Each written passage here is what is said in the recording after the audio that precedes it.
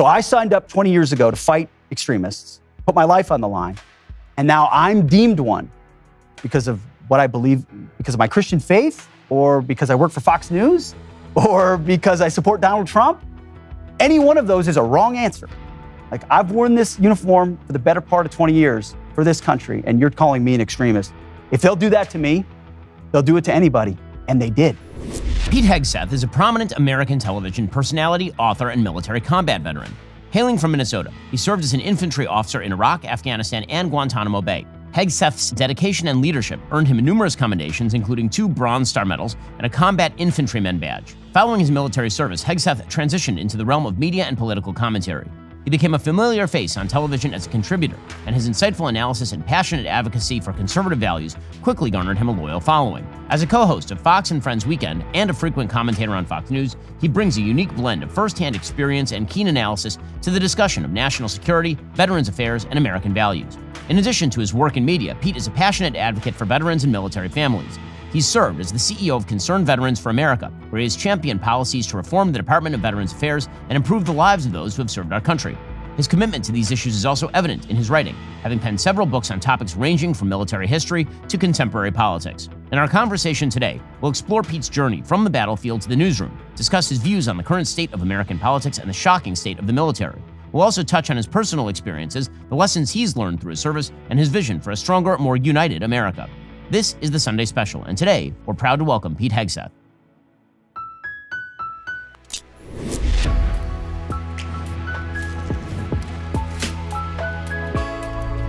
Well, Pete, it's wonderful to see you here. Thanks so much for joining us. Really appreciate it. Ben, great to be here. So let's talk about your book, The War on Warriors. For those who don't know, it has become also a series on Fox, a special on Fox. I want to play a little bit of it so people understand how awesome it is. People definitely need to tune over at Fox News and check it out. Here's a little bit of your series.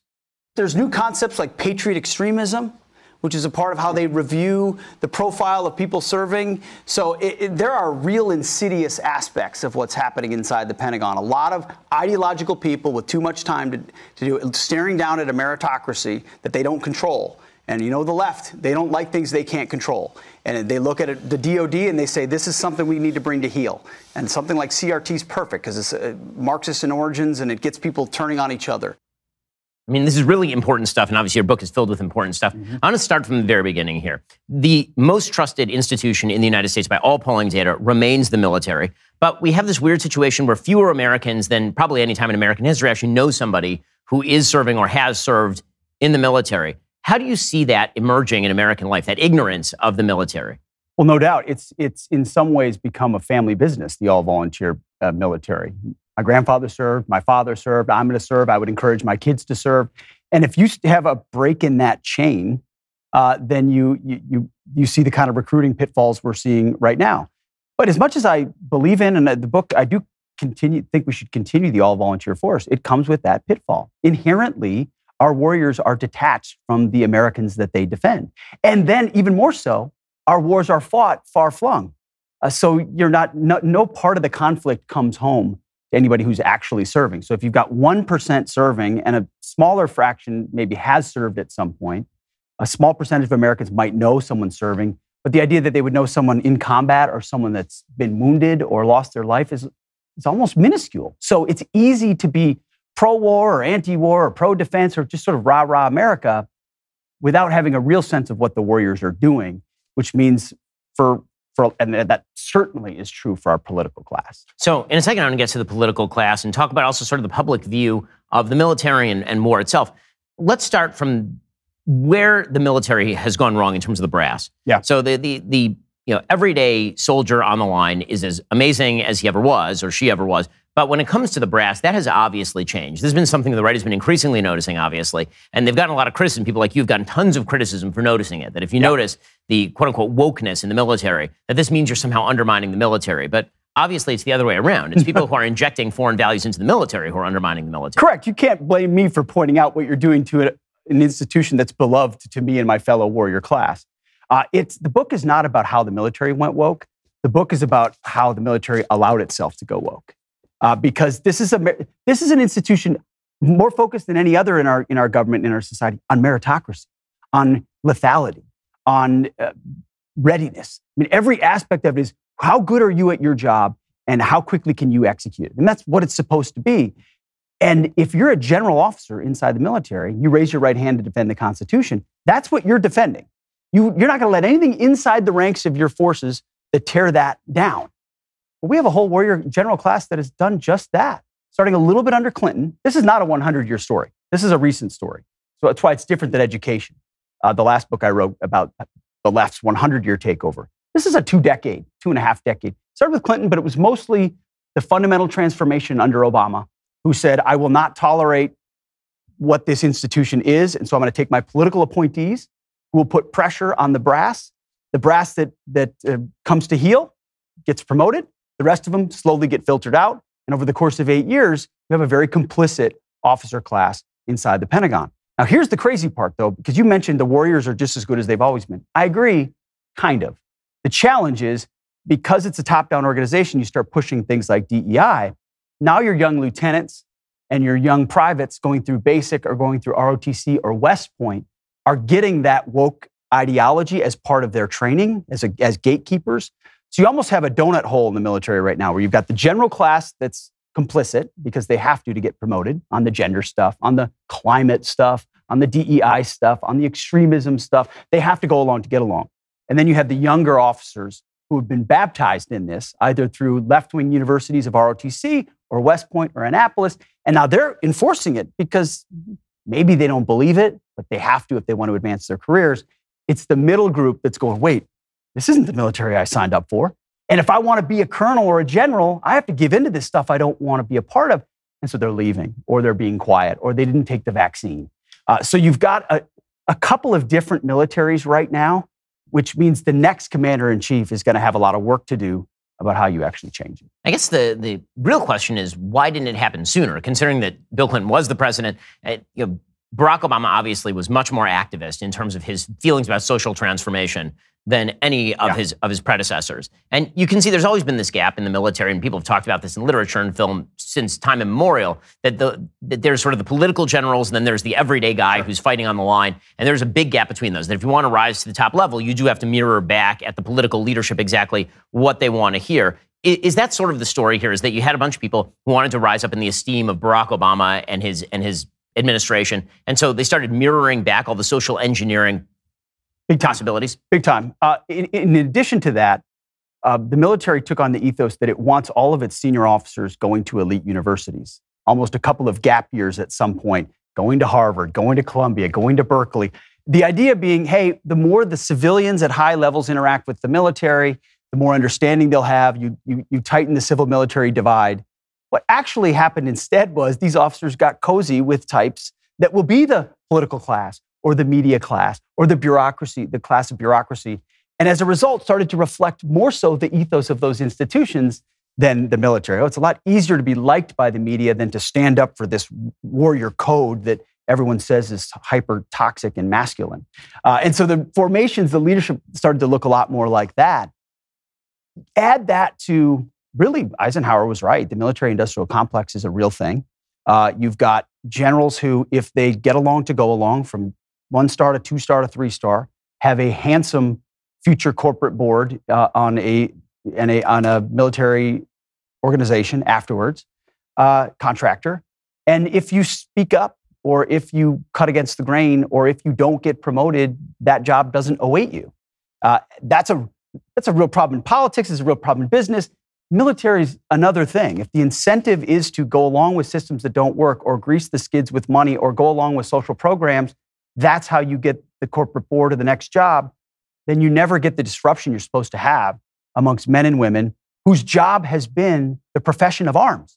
My job is making sure my unit is ready to fight, that the equipment we have is top notch, that there's no division entering the ranks of our troops, so that when the commander-in-chief and the American people say, you're headed to war, I'm ready. Except, especially under Obama, the focus became, no. What about these gender issues? What about these trans issues? What about these women in combat issues? What about climate change? And certainly under Biden, it's been, what about extremism? And the sort of the myth of white supremacy inside the military, which is something the book talks about. The shame is, in each example, the generals know what they're peddling isn't true. but they peddle it quietly because it's what they have to do. So let's talk about each of those issues. You mentioned the extremism problem, the supposed extremism problem that's been pushed by the Biden administration, this idea that there is this wellspring of white supremacy living inside the American military. It's a true threat that needs to be extirpated inside the American military. Where is that coming from, and why is it being promulgated? It's being promulgated because our general class, our Secretary of Defense, were interested in being liked by the chattering class of the woke moment of 2020. I mean, there was more DEI and things like that were bubbling under the surface. But when George Floyd happened and that moment happened, the military, those with political orientations inside the leadership of the Defense Department, said, this is our moment to address this systemic problem. Just because everyone was seeing systemic problems everywhere. Well, there must be a systemic problem inside the DoD, even though racial integration inside the Defense Department is way ahead of the curve of everywhere else. The book talks about how it led the curve on things like that. I served, and racial issues were not an issue. I had black soldiers, white soldiers, Hispanic. It's just, we were so far beyond that anybody you talk to pre-2020 would say that that's not an issue. And by the way, it's already illegal to be racist inside your units. And if you show racial preference, you're canned.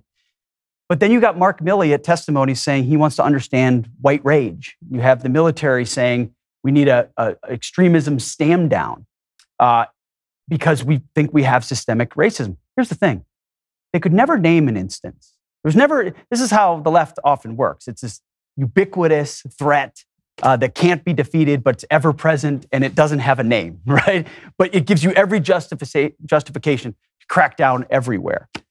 So this extremism stand down happened. We had to suddenly rename all of our bases, all these Confederate. Use one example, Mark Milley, chairman of the Joint Chiefs. Mark Milley was the commander of Fort Hood for many years. Why wasn't he clamoring about the Confederate general named after Fort Hood when he was the commander of the base? Didn't seem to be a problem then. Or when he was commanding all the other divisions as he was a younger officer, where if white extremism is everywhere, what were you doing, Mark Milley? Why weren't you sounding the alarm, pounding the table? We got to purge the because it was never about that.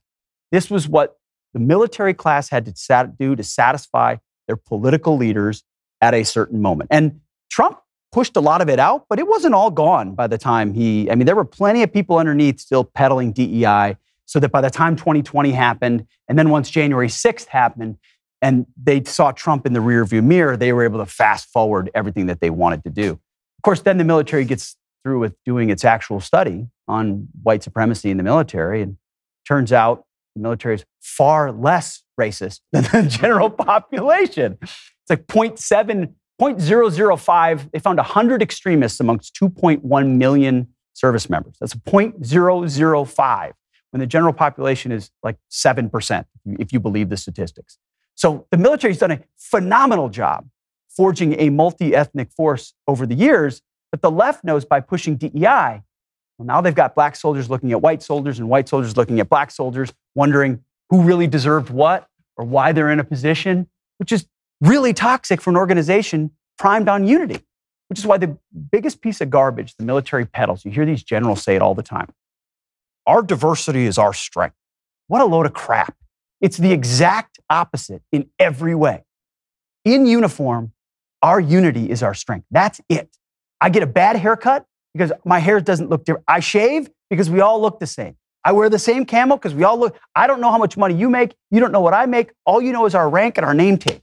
That's the only thing that makes us different. That's how you forge a fighting team. Any general, Mark Milley would have known that. Lloyd Austin would have known that. Until they got to the political phase of their careers, gave in to politicians. By the way, the military is run by, ultimately you have civilian control of the military. I recognize that.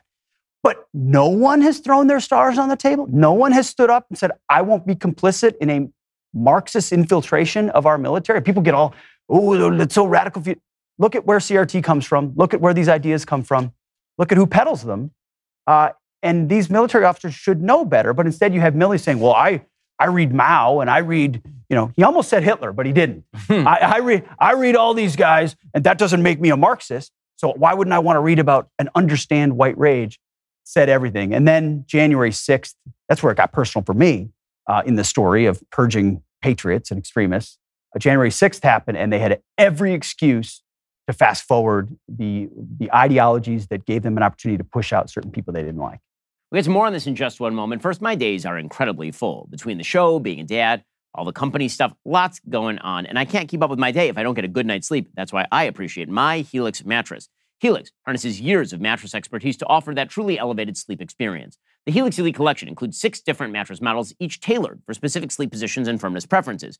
If you're nervous about buying a mattress online, you don't have to be. Helix has a sleep quiz that matches your body type and sleep preferences to the perfect mattress, because why would you buy a mattress made for someone else? I took that Helix quiz. I was matched with a firm but breathable mattress. I love it. My wife loves it. We are big Helix fans at the Shapiro house. In fact, when we had our family from out of town stay at the house, they asked where we got the mattress because they wanted to get one of their own. And then they went to Helix Sleep, and they did. Plus, Helix has a 10-year warranty. You can try it out for 100 nights risk-free. They'll even pick it up for you if you don't love it, but you will. Helix's financing options and flexible payment plans make it so a great night's sleep is never far away. Helix is offering 20% off all mattress orders plus 2 free pillows for my listeners. Go to helixsleep.com/Ben. It's their best offer yet. It won't last long. Visit helixsleep.com/Ben. With Helix, better sleep starts right now. So let's talk about that. So January 6th happens, and again, there is this broad media push that suggests that undergirding January 6th is some sort of quasi-military conspiracy, or that they're in an outnumbered, an outsized number of military members who are members of the January 6th rioters or trespassers or the protesters. What is that? What do you make of that? Yeah, that was not true, by the way. There were a few reservists and others that were involved, some veterans that were involved. Shocker, veterans, care about their country. But they created a massive characterization of that this constituted a potential militaristic threat led by people who'd been extremists in the military, and therefore, if they're as veterans later, they were following through on it. And I was caught right in the crosshairs. So I was a major in the DC National Guard when the riots of 2020 happened, in the summer of 2020. I was standing outside the White House with a riot shield and a face mask, staring down Antifa and BLM mobs. I'd been deployed 3 times to combat, and here I remember this surreal moment. There's like smoke bombs going on, everything's going off. I look back, and there's the White House lit up, and there's Jersey barriers on the ground and concertina wire. I'm like, I feel like I'm in Baghdad, but I'm in Lafayette Park with staring down my fellow Americans who, and at one moment I actually remember thinking, you could be, 20 years ago, you might be on my side, but the government school system's done its work on you. I mean, there's a whole nother dynamic to all of this. So I was a part of that, saw that. You talk about an insurrection, that looked like an insurrection to me. Fast forward to what happened on January 6th.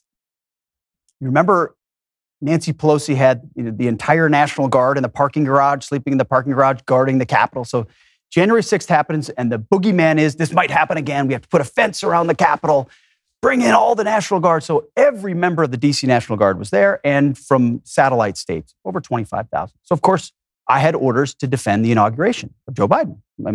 And I've served under Obama. I've volunteered to deploy to Afghanistan under Barack Obama. Like, it was never about the politics of the commander-in-chief. And everyone was going. So I host the weekend morning show. So I was going to be in New York for the weekend, be there for the inauguration to guard it, and then go back to my show on Saturday, Sunday. So shortened orders, but still orders. And I'll never forget, the day before I was supposed to go down there, I get a call from one of the commanders in my chain of command saying, Pete, you can stand down. We don't need you. What do you mean you don't need me? Everybody's there. I have orders. No, you're good. You're good. And he wouldn't say any more than that. And I pressed him on it. He couldn't say any more than that. I didn't know exactly what it was, but I figured what it was. And then during the writing of the book, and there's a lot more that goes into that, I decided to resign. I decided to get out. That was enough for me. I called back and spoke to someone that was privy to the decision-making. And they said, the chain of command went through your social media, saw a cross tattoo that you have, the Jerusalem cross, and dubbed it a white extremist tattoo, and that you were a threat and an extremist, and your orders were revoked. Wait. So I signed up 20 years ago to fight extremists, put my life on the line, and now I'm deemed one because of what I believe, because of my Christian faith, or because I work for Fox News, or because I support Donald Trump. Any one of those is a wrong answer.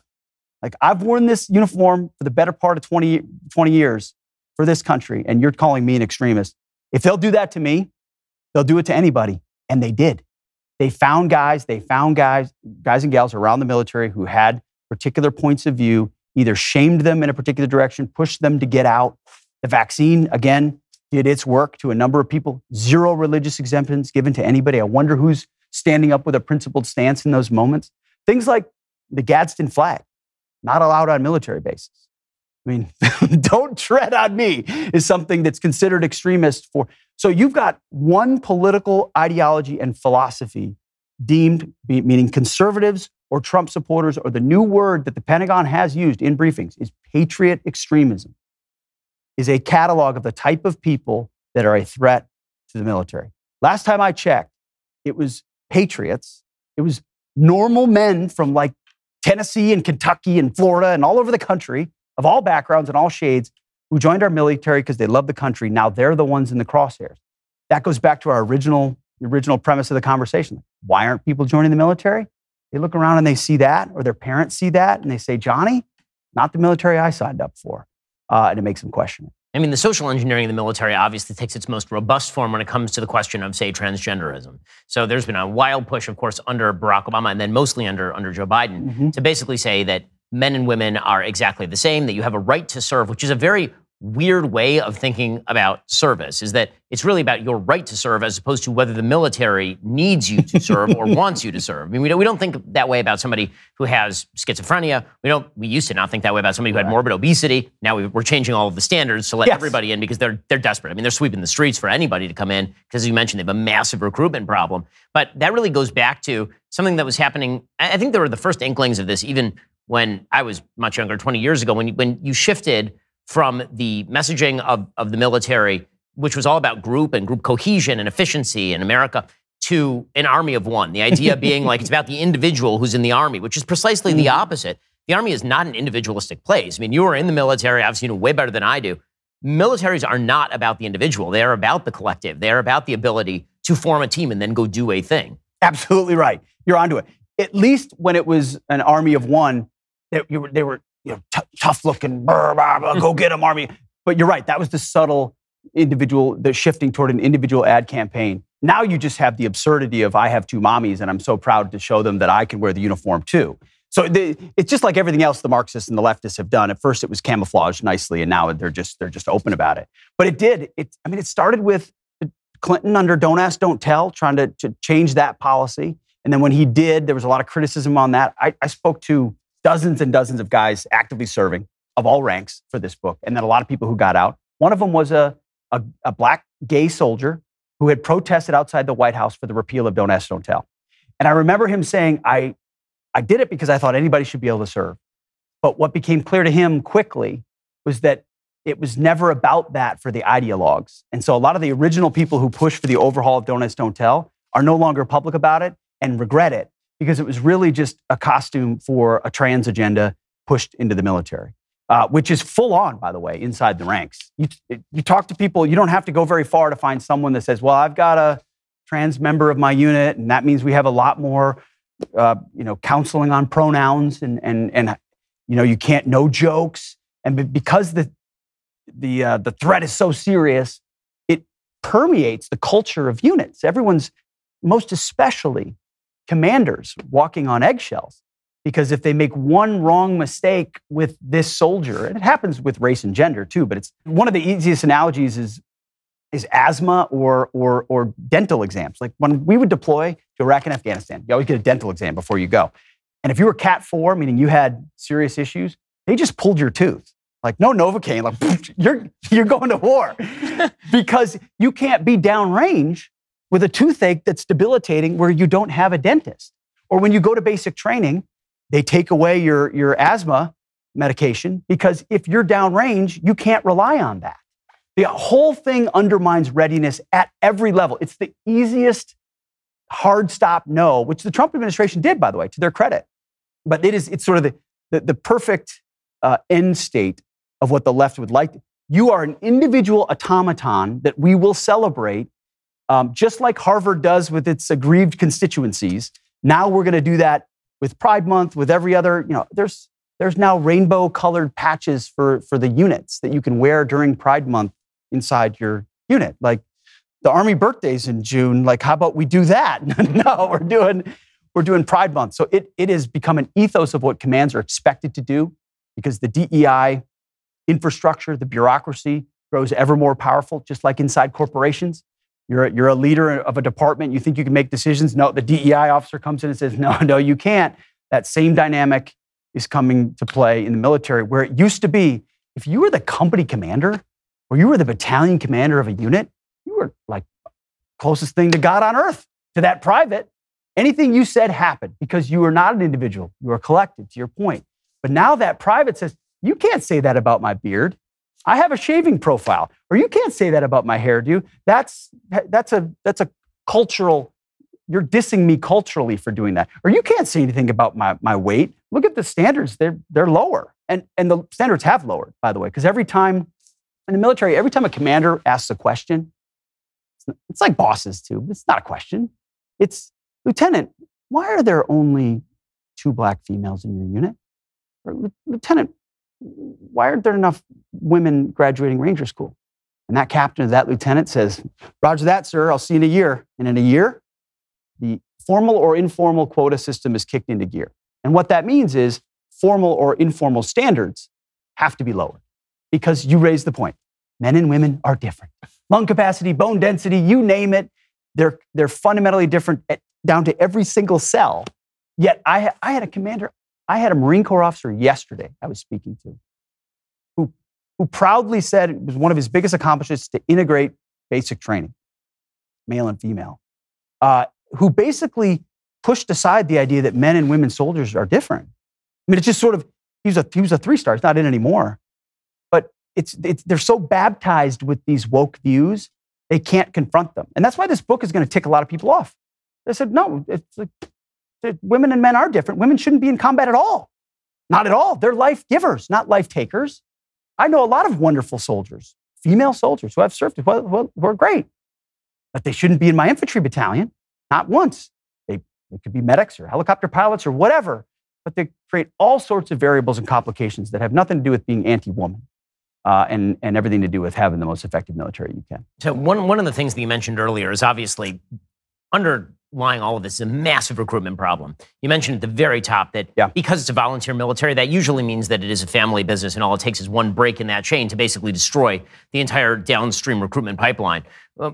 You have kids. You mentioned that you'd want your kids to serve. At what point, given how woke the military is going, do you start saying to your kids, maybe something else ought to be on the table? Because how do you serve your country under these conditions? It's a great question, Ben. The last chapter of the book is a letter to my 5 sons.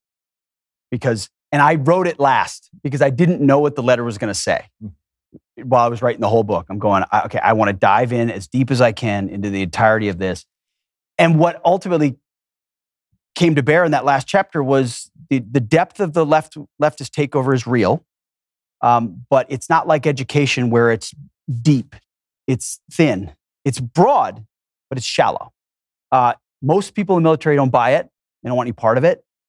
They know it's not helpful for the units, but they have to kind of go along with it, or they say, well, that's over there, or they try to join more elite units where it's not as prevalent. That's where I think some of my I was in rank and file regular old units, including National Guard, where some of this stuff percolates a lot faster than some of the more elite units, which is why some people you see on TV are talking about it sometimes are a little bit more insulated and more hesitant to criticize. Because it's not, the Navy SEALs aren't seeing a lot of wokeness these days, thank goodness. They'll want to bring that to heel eventually, too. But I balance out my criticism with, this is an institution I revere, I love, we need. Like, you can change schools, you can get rid of Harvard and do something else. You only have one 101st Airborne, 182nd Airborne. Either if we lose it, it's gone. So the question percolating in my mind the entire time was, if not my boys, then who's it going to be? I mean, honestly, we're going to have a military to defend our country in the future. But I did reserve the right in that letter to say, let's see what the world looks like in 5 years. This is what I'd say right now. And what I said to them is, boys, I hope you would choose to serve. It's my job to help fix it before you get to that age, or help get there. But we can't have an army full of emasculated, racially obsessed wokesters. We need patriots willing to sling lead downrange if need be to defend the country. And the Hegseth boys are as qualified as any other boys. And I would be proud if you did it. But the piece of advice I gave them is, if you do it, go all in. I didn't know the difference between the Army and the Marine Corps when I served. I didn't come from a military family. I kind of found my way through. I will say to them, if you're going to do it, then join special operations, join the Army Rangers, join MARSOC, join something where a lot of this garbage isn't there and you're going to be used on more vital core national security interests. And that's the way warfare in many ways is moving anyway. So that's kind of my hedge for the moment, but I just think we can't say stop joining full stop to our boys. We need those patriots pushing back in the hopes that a commander-in-chief, and the next commander-in-chief, if it's Donald Trump, and I pray it is, needs to clean house. I mean, clean house of these woke generals. And bring back guys that you know are rock solid. Promote guys and gals that you know are rock solid. Get rid of all the DEI, all of the not transgender nonsense, all of the quotas. Make this, if you want to have different standards, fine, but have different standards for different jobs. So if you're in the infantry, they're up here for everybody. If you're a drone operator, then you can be 300 pounds, and as long as your thumbs work, you're good to go. Whatever, that's different. But inject that kind of seriousness into it. No more of we need X number of this racial background as fighter pilots. Like that's C.Q. Brown's a great example. He's the new chairman of the Joint Chiefs, and he was obsessed with the color and background of Air Force pilots. Why? Who has ever cared what race their pilot is? Just how good can you fly and can you shoot while you're flying? That's all that should matter, and that's not what we're doing right now. So it's a tough question with kids, and I know a lot of vets would disagree with me on that, and I understand why. And maybe I will if things continue to go amiss, but right now we need them.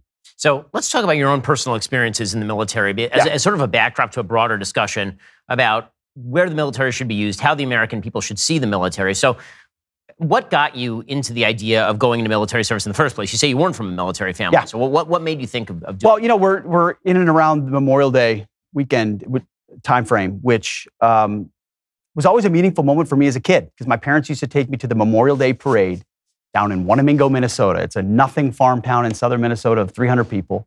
But every Memorial Day, they'd have a huge parade. And of course, the vets it's like the sheriff's car, the one fire truck, the band, and the vets. Like that's the whole parade. But it was, half a dozen guys in their uniforms walking down Main Street and everyone's saluting them in this small town. Of course, it's not about the vets because it's Memorial Day. So it's about the guys that aren't there. And we went down to Memorial Park, and they'd have a ceremony but you start to think about it, you're like, wow, this is a small town and that many men gave. And you add up all these small towns and you start to get a sense of what was required. And I didn't put all that together as a kid, but I just remember saying, man, they must have done something special. Like if this town reveres them, these men, and I use men because it's been mostly men. I mean, we always say men and women, and I appreciate every woman that serves. But one of the lines in the book is, all of America's wars have been fought and won mostly by normal men. Prove me wrong. Like it's what it is. It's what it's always been. Let's not pretend like it's something else. So women have made immense contributions, but it's mostly men in those graveyards, and rightfully so. And so I thought if those men would be willing to do it, I should too. And that was really it, which is why I'm a huge believer in civic ritual. I mean, first, religious ritual, but second, civic ritual. If you don't have parades and demonstrate reverence and salute the flag, society's, what you celebrate is a reflection of what you value. And we don't celebrate those things. So kids don't think they're worth anything. And so we find those ceremonies and do those things to show that. That was really it for me. So I got in right before 9/11 in would have been May of 2001. I was in ROTC. I was a sophomore in college. All I cared about was basketball, and I thought I was going to be an NBA player, and all I did was sit on the bench for the whole time. But I did ROTC, got out. I signed a National Guard contract when I signed it, and that's what I had.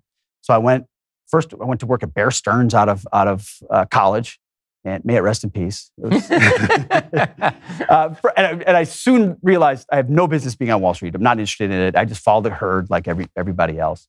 But I deployed to Guantanamo Bay, Cuba, as a guard for a year with my National Guard unit first. Came back. It was at the height of the lack of popularity of the Iraq War. And I just remember sitting at my desk being like, I'm a qualified infantry lieutenant, and there's a hot war going on right now. Like, why am I not there? And the book tells a little bit of this story, but I emailed my company commander from my infantry training, which was at Fort Benning, which is no longer Fort Benning. It's Fort Moore, and Hal Moore's a great guy, but there's also a generational link that breaks when you rename Benning and Bragg. Like, where'd you serve? Bragg. Where'd you serve? Benning. Where'd you serve now? Liberty? Like, it's garbage. Let's just crap all over it. But he was at Benning at that time, and he needed a platoon leader in the 101st Airborne. And I was able to make some phone calls and maneuver. It took a long time, and it was a bureaucratic battle, but I joined them on their way to Iraq, and I was a platoon leader in Iraq for 6 months. And then I was a civil military operations officer, which means I worked with the Iraqi people, the tribes, the sheikhs, and the imams on like some semblance of civil governance. But that was, if you remember when the Golden Mosque was bombed, that I was in Samarra when that happened. And that was the second day of my job trying to work on governance in Samarra. It was like, it was an interesting job, but we effectively learned to build trust and understand networks and garner intelligence. And we helped dismantle the Al-Qaeda cells in that area. But I came back, really invested in that war. And when I look back at my advocacy, and I fought for the surge and all of those things, like I was just a warrior invested in the legacy of winning the war my government sent me to fight, and I believed in winning the war. Like that was it. I saw my lane, let's go for it. I can easily step back in retrospect now and say, well, what good did the Iraq war give the American people? Iran more influence? Destabilizing the region? ISIS? The most demoralizing moment for me as a vet is when the flag of ISIS and the caliphate flew over Ramadi and Fallujah and Samarra in a way that you're like, wow, we spilled all that blood. And now a worse enemy controls that area than we ever did because of our feckless policies. But you can't deny the limits of foreign adventurism too, like the idea that we're going to remake these societies in our own image. So this book grapples with a lot of that too, the understanding of I'm proud of the legacy of what I fought for and believed in and the warfighters I was there with, but you can simultaneously look at the disaster in Afghanistan and say, what the hell, as well. So I went out after that. I was an advocate for vets in the military for years. And then I ended up going to grad school, and I did one more tour in Afghanistan. I was a counterinsurgency instructor. So all the units coming in would kind of get the latest and greatest on what the Taliban was trying to do and Al-Qaeda was trying to do, and we'd brief them up on it. And send him out in the country. And that was the moment, it was right there, 2011, 2012, where I realized I'm briefing a strategy that does not work. And I went to Iraq pessimistic in 2005, came back optimistic. I went to Afghanistan in 2011 optimistic and came back pessimistic. I'd just seen enough to say this whole nation building thing that we're trying to do, like the Afghans get our weapons for their units and they just sell them on the black market in Pakistan. Like we build them a school and then they steal all the air conditioners and sell them on the black market. This ain't gonna work. So two things can be true at the same time.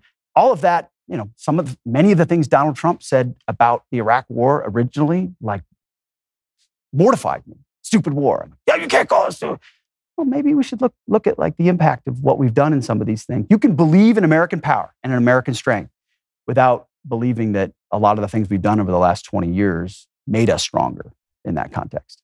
We'll get to more on this in a moment. First, do you owe back taxes or still have unfiled returns? Not only is owing back taxes stressful, but the IRS has also become more determined than ever to come after you. The IRS's chief data and analytics officer revealed they are focused on an enforcement project with an average return on investment of about $6 for every $1 spent. They're targeting individuals and businesses that currently owe back taxes or haven't filed their returns first. Tax Network USA, the nation's leading tax relief firm, knows the tax code and they'll fight for you. With a record of negotiating over $1 billion in tax relief for their clients, their team is knowledgeable in handling any type of tax issue. Whether you owe 10 grand or 10 million bucks, they can help. Even if you don't have all your personal or business records from over the years, they can get you filed up to date. Facing the IRS without a professional, not a smart move. Contact Tax Network USA for the best strategic advice to help reduce or even eliminate your tax debt. Call today, 1-800-245-6000, or visit their website at tnusa.com/Shapiro. They'll give you a free private consultation on how you can settle your tax debt today. That's tnusa.com/Shapiro, tnusa.com/Shapiro. So let's talk about that, because I think one of the things that's happened with American military policy is because it's an all-volunteer military since Vietnam, and because we tend to think of the military largely now as almost a tech-based force. Yeah. We think about it as drones, and we think of it as F-35s and F-22s and missiles that are fired from submarines and all this kind of stuff. Because of that, we tend to think of war as antiseptic. And that actually leads to two false conclusions. One is that war is easy and clean, so why not get into one since they're easy and clean? Yeah. And two is that once we're in it and it takes, quote unquote, too long or starts to get ugly, the best move is always to pull out. And those are both terrible ideas. They are. I mean, really, from what obviously I have a lot of friends who are in the military, and what they have said universally is that what has always been true. War is unbelievably ugly. War is unbelievably terrible. The sacrifices are very large. You should be hesitant to get in. But once you are in, you really need to actually go to win. Yes. And it feels like the American military, whether it's the brass or the political leadership, has spent the last half century, basically, more than that, maybe since World War II, playing not to lose as opposed to playing to win in all of these places. Totally right. I talk a lot in the back part of the book about lawyers and lawfare and the way we fight our wars. In some really politically incorrect ways, I talk about it in the book because I saw exactly what you're talking about. We fought the Iraq War 20 times, 1 year at a time, with every new unit's relearning every single aspect of it. So there's no invested to fight to finish, the way that World War II vets would say, well, I'm not going home until this sucker's done. And there isn't broad involvement. You're right. So Congress can sort of, whether it's the pro-war side or the anti-war side, play their political game without many implications on their own lives. So it does become quickly, conversation becomes quickly very, very detached from the American people. And that's problematic. I mean, it goes all the way back to, we're not even declaring wars anymore because no one wants, they're so politically untenable as to what way they'll go. So no one actually wants to invest in them or is willing to. And so you get these forever wars, which is a bad phrase because they're not forever wars, but it's the way it ends up being described because there is no actual end state. Tell me what the end state is in Ukraine. I could tell you what the end state is in Israel. And what's the only thing the American military and the American diplomats are doing right now? Trying to stop Israel from finishing the fight. Like, there's one thing that Israel could do. Kill every last one of those Hamas now, and then the war stops. And by the way, Israel didn't start it. Like, that's how wars end. That's how peace breaks out. For thousands of years, somebody actually wins the war. And when they win the war, then there's a new reality, a new geopolitical reality. We don't fight that way. We let the lawyers lead. We let international institutions have too much say. And it percolates. I tell stories directly as a platoon leader, down to can you shoot, can you not shoot? Are guys being criminalized after the fact, put in jail? I mean, Donald Trump pardoned a bunch of guys I advocated for in his last couple of years in office. They killed the right guys in the wrong way, according to somebody. I'm done with that. Like, we need to fight total war against our enemies when we do. And yeah, you don't kill civilians on purpose, but you kill bad guys, all of them. You stack bodies. And when it's over, then you let the dust settle and you figure out who's ahead. But it turns out we're the ones with the big guns right now. So if we want to assert our will, we better do it and not fight these pussyfoot wars, which is what they are. And then they never end. The other reality is that when we talk about forever wars, people tend to think of a forever war in the way that Vietnam was a hot war for 10 years and then sort of petered out and got out. But the reality is that technically Korea is a forever war. There was an armistice signed in Korea, and we still have troops in South Korea. We don't think of it that way because whatever is the status quo is the status quo. And the status quo right now is not war. And so what that means is that the reality is, John McCain got all sorts of crap for this saying it in 2008, but what he said when he said, if we want to win in Iraq, we might have to be there for 100 years, that's more accurate than the opposite, which was happy talk from both parties basically saying, either we're going to win it immediately or we got to pull out immediately. Like, that's actually not how war typically works. You can make the argument we shouldn't have been there in the first place, and therefore we don't want to be there for 100 years, or the interests are not worth it, or any of the rest of that sort of thing. But the reality is that in an era of guerrilla warfare, which, I mean, when's the last time we saw a war? Ukraine and Russia is actually sort of a throwback war in the sense they actually have armies in a field that are fighting against one another, as opposed to the new type of war, which is in the Middle East, which is the kind of war you were fighting in Iraq or the kind of war you were fighting in Afghanistan, which is essentially a counterinsurgency war. And that's a war where basically the only way to win it is to occupy and clear areas for an extraordinarily long period of time with a really, really big footprint. And if the American people are unwilling to do that, then they shouldn't get into the war in the first place. Correct. So what do you do? Because I don't think the American people would support that, even with a small amount of casualties. Although if the casualty count is low enough for long enough, most people get distracted enough that whatever that necessary op tempo is can mostly be sustained if it's keeping an enemy at bay. I think most people wouldn't mind if we had troops per se in Iraq or Syria keeping ISIS at bay if those troops weren't threatened. But now here they are in the middle of Iran staring them down, and drones could swarm those bases and Americans could be killed, and that would have real consequences. I look at how our government and our Pentagon conducted Iraq and Afghanistan, and I say, if that's the model for clear hold build, if that's the model for counterinsurgency and asymmetric warfare, then we're never going to win. Then we don't have the guts for it. because we won't kill enough of the right people. We can't even hold the detainees at Guantanamo Bay.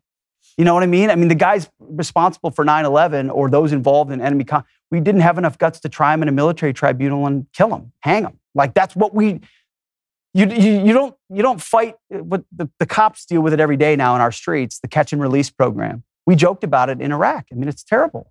You spend all this time finding an insurgent, but then because lawyers are running the show, you hand them over and then ultimately the system spits them out 3 weeks later. They're back on the street and everybody that told on them is dead. You know what I mean? It's just, it's stupid warfare. So, and this is coming just from an infantry captain's perspective, but you have to know these generals are aware that this isn't working. And there's no sense that the Pentagon is planning all that differently for a future war than that's the folly of our current system, is that this Pentagon is planning to fight the last war. Whereas you look at China, and they're preparing and building a military prepared to defeat the United States of America in 2027 or 2028. And that's why, I'm going to go back to where you started this question. History is not over. It's just not over. But we sit in this cozy, comfy moment where America's on top, and America's strong, and we got this military. History's not over. The trajectory of governments and civilizations is not over. The advances in technology. I mean, China is building an entire hypersonic missile capability that's meant to defeat every single one of our aircraft carriers in the first 30 minutes of any conflict. When our whole strategy is predicated on power projection on those aircraft carriers. What do we do when they're all gone? What do we do when drones are swarming all of our remote bases, which have very rudimentary air defense systems, and you've got hundreds of American casualties? What do you do then? So I think, tragically, it would take a jarring moment like a 9/11 or like an October 7th, and I'm not cheering for either of those things for anybody, to jar awake the American people to the need for what it would take to actually fight a war. Even then, I look at our education system and I look at our culture and I wonder how much of the left would say, well, you had it coming. So is national consensus really something that's possible? So the book ponders our ability to fight and win wars, and I think errs more on the side of don't fight them if you're going to fight them the way we've been fighting them, pussyfooting around. If you're going to fight them, then you better unleash these really badass dudes to do stuff in dark places that you don't need to know about that keep you safe. And it means a lot of people that hate us are going to be dead. Don't ask questions, leave it be. They're not war criminals, they're warriors. And they're going to get it done for. And that's kind of the view that I take. I mean, I think that's totally right. And one of the things that has happened in the way that we think about foreign policy is that we refuse to acknowledge the reality, which is that it's always going to be a series of choices between bad and worse. Yeah. There's no such thing as like an amazing choice where you're unleashing the military. It's an amazing choice and everything's going to be wonderful. It's always going to be a choice between a more antiseptic, legalistic war that we tire of and then leave and lose, like Afghanistan or Iraq, or it's going to be what you're talking about, which is something quick and bloody, but we get the job done. Yeah. Or it's going to be, we delegate the quick and bloody to somebody else, and that person gets the job done, but then we have people yelling in our ear about how there are human rights violations. Mm-hmm. There is no fourth choice where everybody magically just becomes good today. And if there is something like that fourth choice, what that would be is an extraordinary amount of American intimidation. So I remember I was sitting with President Trump at a fundraiser that we did with him, and President Trump was talking about how he was intimidating foreign leaders. He's told the story publicly, so you can tell it. I think I know. Yeah, I'm sure you know it. The one where he was talking about how he met with, how he's on the phone with the leader of the Taliban, and Abdul, they call Abdul, and President Trump says, he's very good. He says, Your Excellency, but why are you sending me a picture of my house? He says, because Abdul, if you kill an American soldier, I'm going to blow up your house. And that is actually an effective strategy. And no American soldiers died. Right. In that time period. Exactly, because it turns out that, as he said, even if what I'm saying is a bluff, if it's a 5% shot that it's true, nobody's screwing with you. But that's something that even the Biden administration doesn't understand. They don't even understand the ability to flex. Yeah. Forget about use the American military. Even flexing the American military is too much for these guys. No, they won't. I mean, everything you said there is true. The abdication of any responsibility whatsoever to defend our own interests first, and then defend our allies and actually stare down our enemies is completely gone. It's completely gone. And Israel is a great example. Now you even have the military trying to, I love when I see stories that the American military is trying to coach or condone the Israeli military about how they're conducting house-to-house operations in Gaza. Excuse me, have you seen what our track record in the last couple of years? And you think you're going to tell those guys? And by the way, I mean, I don't know, you know this stuff better than I, but the traditional ratio of civilian casualties to military is 9-1 over history. It's not around that. Israel's 1-1. Like, they're fighting the most precise urban warfare the world's ever seen. Military academies will study this, not just for the military. You got all the political and international limitations, but just on the military side, especially if they're allowed to finish it. Like, this stuff is really, really hard. So if you're not clear-eyed about, like, we're the home team, we're the good guys, we have interests, and we have national people to protect, we're going to do whatever it takes to defend it, then you're already off on the wrong foot and everything else is going to go sideways. And so when you look at, like, our southern border is a perfect example. Like, we don't even care about our own borders, but we're obsessed with the Donbass. Like, that's why you have people like me who say, like, well, then what are we doing? Defend our border. So, I mean, I've described myself as a neoconservative who was mugged by reality a long time ago. I'm recovering because I went along. I mean, we all want to believe in the possibility of exporting freedom and giving people opportunity and all of that. And that was music to the ears of, you know, after 9/11, a better world and turn the corner and American dominance. And we're going to, and then you look at it and you go, no. There's evil everywhere. And there's good and there's evil. And the human condition is real. The garden happened to all of us. and we have to be realistic about what's possible and fight to defend those we love and the things that we have. And that's what Trump understood. That's what a commander-in-chief, and that's why, you know, even a Clinton, even there was a bipartisan consensus that we were the good guys and that there was no listening to international institutions in the process. I mean, you saw what the ICC just recently did.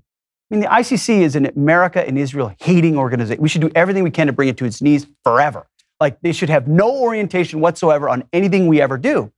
The problem is in Washington, you know this, the entire foreign policy establishment is wedded to the post-World War II ideal of the global order.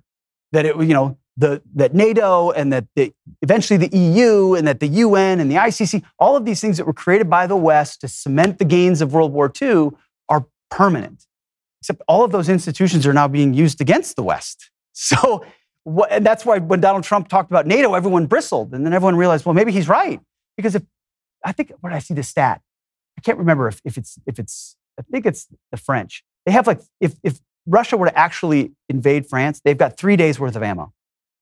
Like, they literally can't defend themselves. And they can't. So we're the outsourced defender of the entire world. You can't defend everybody. And now, because of our fecklessness, we've pushed Russia and China together in this unholy alliance that seeks just our abdication of the leadership role, which we're happily doing. And we're doing it culturally, and we're doing it politically, and we're doing it economically, and with debt and everything else. So all of that comes around to a new election means a new commander-in-chief, which means new clarity, but it's also going to mean new conflicts at some level, and how we use that military and whether it's ready is an open question. You know, you mentioned very briefly there the possibility of an October 7th or 9/11 bringing Americans together. And I do wonder if there's enough social fabric left in the United States to actually bring Americans together around something like a terrorist attack. I think that if there were a major terrorist attack in the United States under Joe Biden, there actually would be a pretty solid rally around the flag effect, because conservatives tend to rally around the flag. Yeah. But I do wonder, if Donald Trump were to be reelected, if there were a major terrorist attack, would the left jump on board?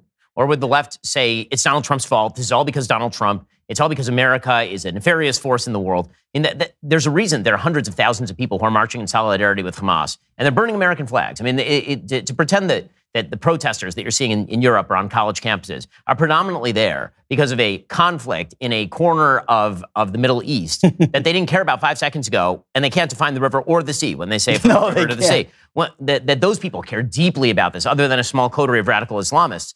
That's not true. They just don't like America, and they don't like the West, and they don't like the idea that there is a Western country in this place that is very successful, and its enemies are very unsuccessful and quite evil, actually. And so I wonder, you know, because that idea has been inculcated over the course of generation, and this is your last book about the education system, is there enough of a remnant left of Americans enough normies to stand up to the radicals, that if something really, really bad happens, there will be enough people rallying around the flag? Great question. I mean, your answer would be as interesting to me as anybody's.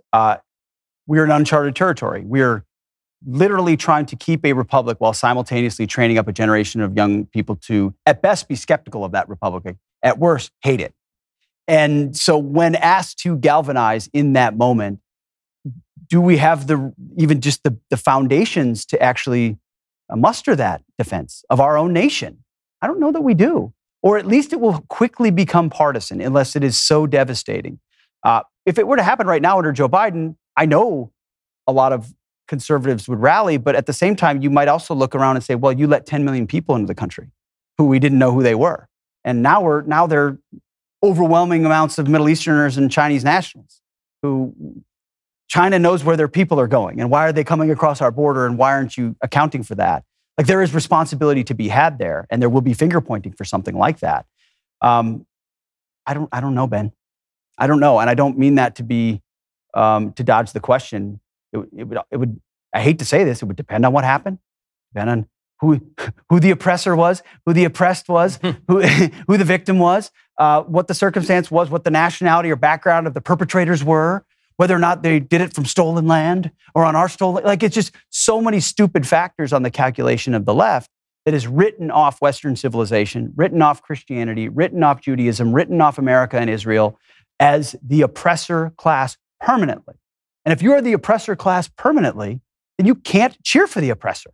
You don't have an American flag in your garage to pull out when that moment exists because you've decided the only flag that matters is the new trans flag. And that's the one we fly at our embassies under Biden too. Like it's just not there. So, and that's civilizationally devastating for any country. I mean, it means you can't defend your own interests. Pretty soon you don't have people filling the ranks, which means you look to foreign. I mean, this has happened many times in many civilizations where you become decadent internally. And that's why there's so much, that's why there's, I mean, every once in a while I look around at our own country and I go, are we the bad guys? Like the most important thing we can do is repent by far. And so it's, the problems we have are so much deeper than who's wearing 4 stars on their shoulder and larger that I don't know if we could muster it. But all I know is when that moment happens, if we don't have a Marine Corps that knows how to shoot straight, full of like well-trained people, then we really don't have a chance. And if we haven't learned from other conflicts around the world, if we don't fix our military-industrial complex, which is obsessed with pumping out certain types of boats and certain types of planes because that's what the pipeline is. But what you really need is thousands of cheap drones. You know what I mean? I mean, if we don't make those changes, then we will be beaten in the most important first moments of that next conflict. And big empires go down slowly at first, but then quickly. And you could conceive of our interests being attacked simultaneously around the globe with the wrong commander-in-chief, with some stunning defeats, which makes the world say the era of America is over, and then the rest of it just starts to cascade. Well, who else is out there? Where else am I sailing to? There's nowhere else. I mean, it's China, the Europeans, it's nobody. So we really are freedom's last best hope. And that's why when they come for the camouflage class, which is the first chapter, then they came for the camouflage clash.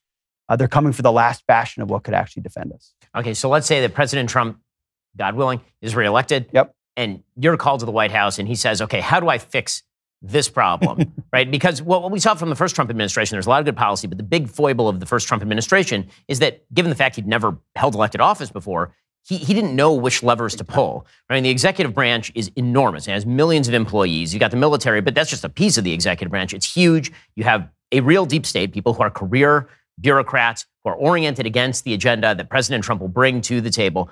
What do you say to him when he says, how do I fix this problem?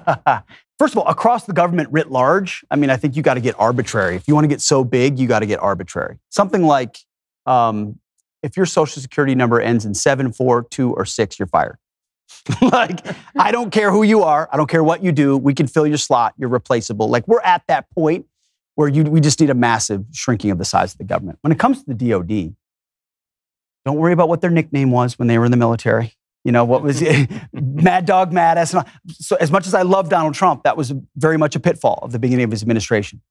Who are the people that truly believe in America first, that truly believe in unleashing our warfighters, that reject every aspect of DEI, not the whole like, well, we do diversity, but we're not really, no. We're out of this whole game.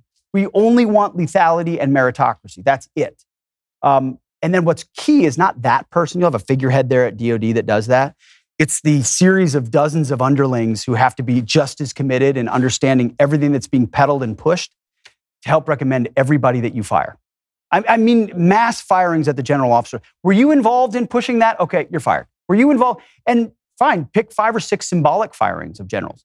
Well, guess what happens at some level there? The whole incentive structure changes for these. They're politicians wearing camouflage at many levels at that level. They're going to start to return back, I would think, for many of them, to what they really were supposed to be doing in the first place. Oh, the incentive is having more ammo and more training, not more diversity trainings? How about we do that? I do think it's the type of institution that can turn differently than, say, a Department of Education, which we should just get rid of completely. Or if you weren't going to get rid of, you couldn't pull the roots out fast enough or hard enough. Because I think the core of that Pentagon would be with all of those moves. Most of your 06s and 07s and 05s and E7s and E8s who fought these wars and saw the nonsense and served with people who were killed will say, yeah, let's get back to the real shit right now. And they would do it. And then you switch the military academies and you say, we're not teaching DEI anymore. And then more importantly, I think you go back to standards across the military and say, whatever the standards were in 1996, those are the standards. Like whatever it took to pass Ranger School or Airborne School or become a Marine or whatever. I mean, and that doesn't mean going backwards. It means returning to colorblind standards, returning to gender affirming or gender recognizing standards, to use the wrong phrase. Like men and women are different. There's a whole chapter on that. One of the examples I use in the book is the Marine Corps. When Obama wanted to push women in combat, the Marine Corps did a study. And this study was, let's test 400 male Marines versus 300 male Marines and 100 female Marines together in a grueling exercise of tests. And shocker, the 400 male Marines crushed the whole thing. And this was a 300 and 100, not a 200. I mean, and what did Ray Mabus, the Secretary of the Navy, do? Throw the study out because it's not what the political folks wanted, even though they were told if you do a study and it shows differences. Whoever was involved in any of those types of things, you can see the door and you'll be replaced by a junior officer who can be promoted more quickly. There's huge, I didn't get into it in this book, but there's huge issues with a promotion system that, yes, it's a meritocracy, but there's incredible limits on who could move as quickly. So you've got little Eisenhowers out there who are stuck at captain rank for 6 years, even though they should be a lieutenant colonel based on what they're capable of doing. So there's things you can change there too that are long haul, but a lot of firings, and then hire whoever made Maverick, the movie, and say, make me, a dozen ads for every branch of the military that show just badass dudes getting to work and get ready for an influx of young men under a commander-in-chief they respect to come on in. And guess what? Don't bring any of your racist crap. It's not already an issue. That's my point is like, that's not an issue, so we don't have to worry about that issue. The reason I say that is because that's what the left will say. The left will say, oh, it's Donald Trump's shock troops coming in. Donald Trump's shock troops are the guy you went to synagogue with or the guy I went to church with who decided not to join the military, but instead now is working for the power company or doing construction, but otherwise would have joined. And they go to church and they have families and kids and they're productive and they work hard and they're good, honest people. And I lay out in the book those types of guys I went to school with in high school, some of which probably would have been toxic males if they hadn't been forged through the military. And then they came wounded in combat, silver stars, like just amazing guys. Or they were just patriotic and they were kind of wimps, but they went into the military and then they served 20 years and now they're lieutenant colonels and they're, large and in charge, and military forged them too. Right now, we're not recruiting either of those groups. So you recruit those groups with a different ethos of the entire military, you could be back in the game. Now, we have to build more ships. One of the devastating, and I'll stop here, but China's ability, exponentially larger ability to create naval ships than we do. We have like 4 shipyards and China has a dozen, and each of their shipyards can create more ships than all of ours combined. I mean, it's staggering what their capabilities are compared to ours. So we're behind on a lot of levels, but I think that's where you start. Well, the book is The War on Warriors, and so is the series. You go check it out over at Fox News and also at Fox Nation. Pete, thanks so much for your Thanks, brother. I appreciate everything you do.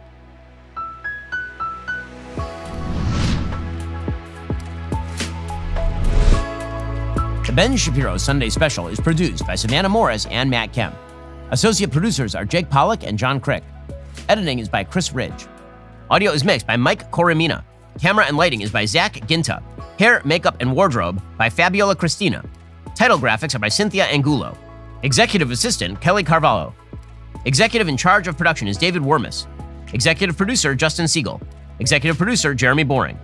The Ben Shapiro Show Sunday Special is a Daily Wire production. Copyright Daily Wire 2024.